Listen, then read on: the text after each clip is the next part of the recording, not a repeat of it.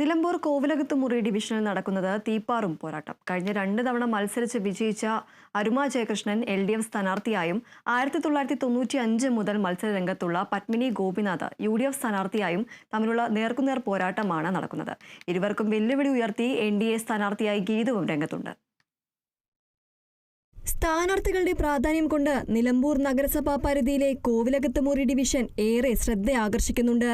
നിലവിലെ ഭരണസമിതിയിലെ ഉപാധ്യക്ഷ അരുമ ജയകൃഷ്ണൻ ഇടതുപക്ഷ സ്ഥാനാർത്ഥിയായി കളത്തിലുള്ളപ്പോൾ കോൺഗ്രസിന്റെ മുതിർന്ന നേതാവ് പത്മിനി ഗോപിനാഥാണ് UDFന് വേണ്ടി കച്ചമുറക്കി അംഗത്തിനുള്ളത്.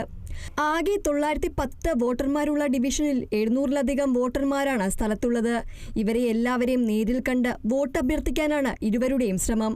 കോവിലകത്തുമുറി സ്വദേശി NDAയുടെ ഗീത ഉള്ളാടത്തൊടിയും മത്സരരംഗത്ത് സജീവമാണ്.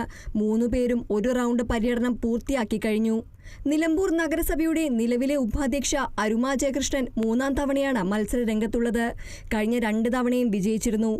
കഴിഞ്ഞ തവണ LDFന് നഗരസഭാ ഭരണം ലഭിച്ചതോടെ അരുമ ജയകൃഷ്ണൻ ഉപാധ്യക്ഷയായി.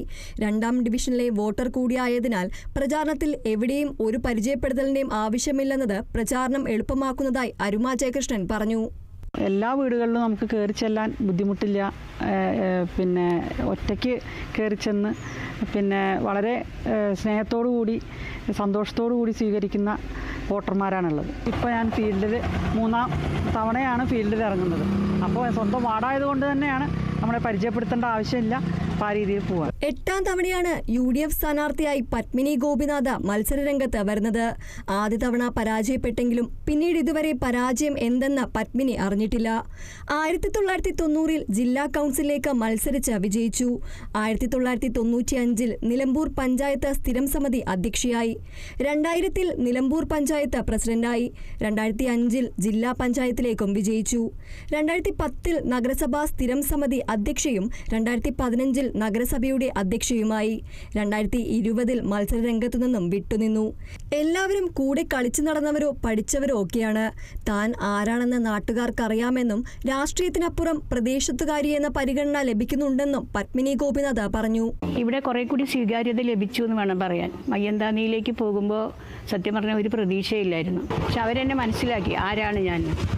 അവർ മനസ്സിലാക്കിയെങ്കിൽ ഏറ്റവും ഭൂരിപക്ഷത്തിനാണ് ഞാൻ അന്ന് അവിടെ ജയിച്ചു പോകുന്നത്.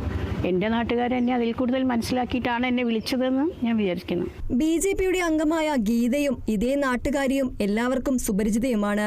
റിട്ടയർഡ് സ്കൂൾ ജീവനക്കാരിയായ ഗീത മികച്ച സ്ഥാനാർത്ഥി എന്നതിനാൽ കഴിഞ്ഞ തവണ BJP സ്ഥാനാർത്ഥി ഈ ഡിവിഷനിൽ വിജയിച്ചപ്പോൾ നേടിയതിനേക്കാൾ ഉയർന്ന വോട്ട് വാങ്ങി വിജയിക്കുമെന്ന് തന്നെയാണ് പാർട്ടി അംഗങ്ങളുടെയും അഭിപ്രായം. പാർട്ടി സ്വതന്ത്രയായി മത്സരിപ്പിക്കാൻ തീരുമാനിച്ചപ്പോൾ പാർട്ടി ചിഹ്നത്തിൽ തന്നെയാവണം മത്സരിക്കേണ്ടത് എന്ന് ഉറച്ചയാൾ കൂടിയാണ് ഗീത. Kerala vision news, Malappuram.